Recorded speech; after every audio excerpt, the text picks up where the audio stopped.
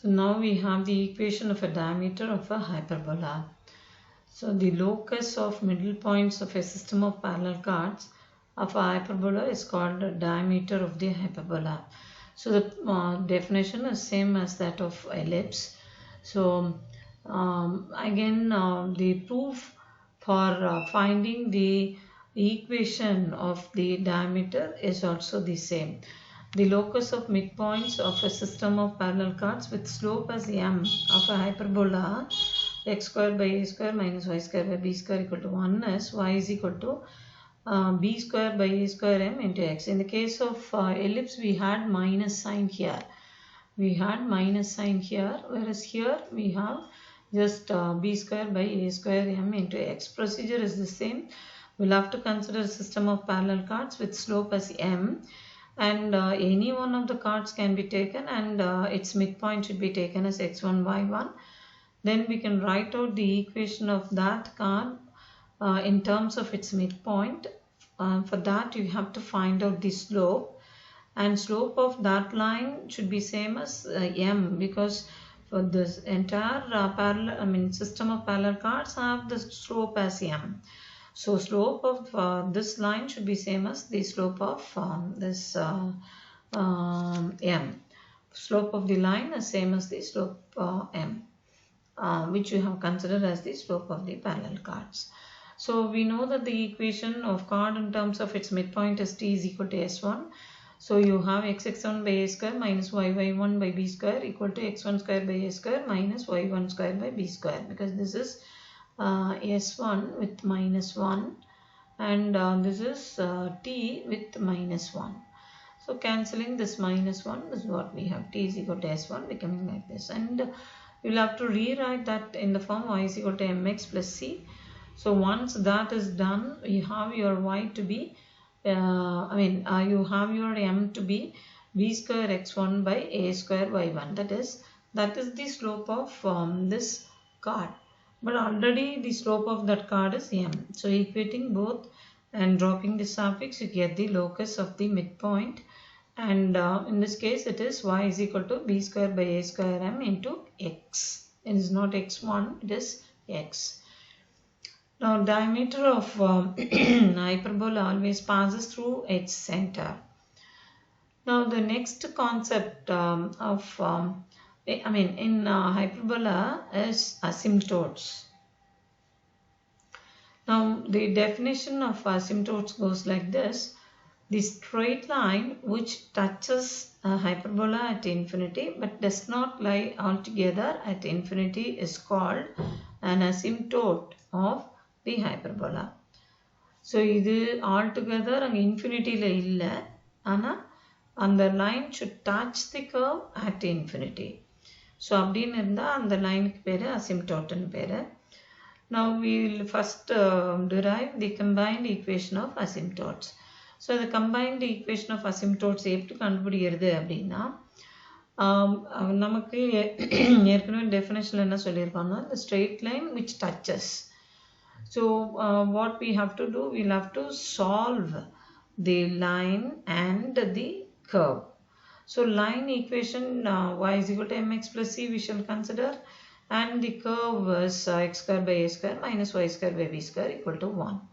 So replace your y is equal to mx plus c in that, and rewriting that in terms of as a quadratic equation next, this is what we get.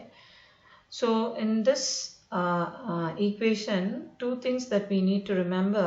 One is the roots of this are coincident, that is they are equal, and the roots are at infinity. So keeping these two in our mind, we'll have to get the values of m and c. So because they are the quadratic should have equal roots, discriminant must be 0. So in the case of ax square plus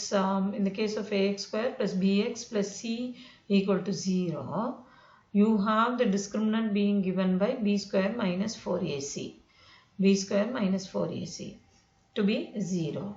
So that is one thing. And then so in this case b square means you will have b square 2m a square c the whole square, b square should be equal to 4ac. 4 into a means this one and c means with the negative sign, what is written over here. So this is one thing that we have, and it should have the roots to be infinity, means we should have the coefficient of this to be 0.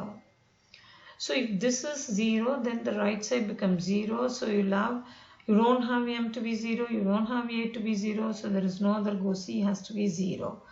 So once c is 0, we have we have this b square minus a square m square also to be equal to 0, and this one to be 0. So that gives c is equal to 0. From here m is obtained as plus or minus b by a. So that the equation of the asymptotes now become like this: y is equal to plus or minus b by a into x. Rewriting that, you have two equations. One is x by a minus y by b equal to 0. The other one is x by a plus y by b equal to 0. Now the combined equation means it will be like this. Combined equation. Separate equation means it will be like this. தனித்தனியாக எழுதினோம்னா இப்படி இருக்கும். Then இது ரெண்டுத்தையும் சேர்த்து கம்பைண்டாக எழுதினோம்னா this is what we get. Now the angle bisectors are nothing but the axis of the hyperbola. So this axis is called transverse axis, and this one y-axis is called conjugate axis. So now generally when we have this to be the pair of straight lines passing through the origin combined equation, its bisectors equation is given by this.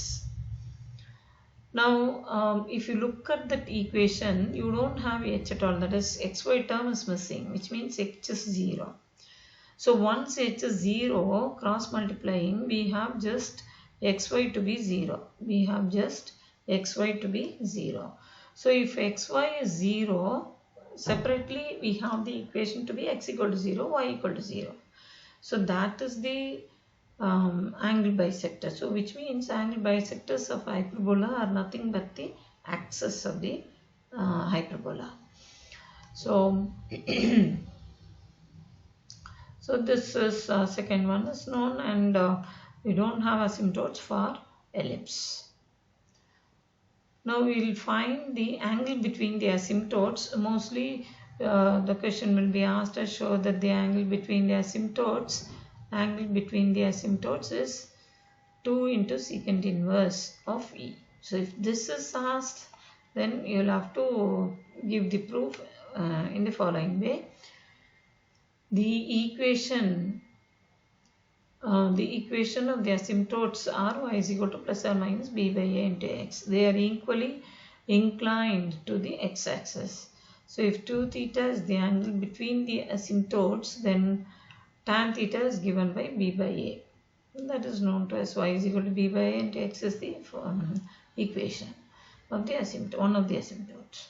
So tan theta is equal to this. From that, secant square is obtained, and that is nothing but this, because in the case of hyperbola, b square equal to a square into e square minus 1. So retaining this on the right side and taking minus a square to the other side, we get a square plus b square to be equal to a square e square.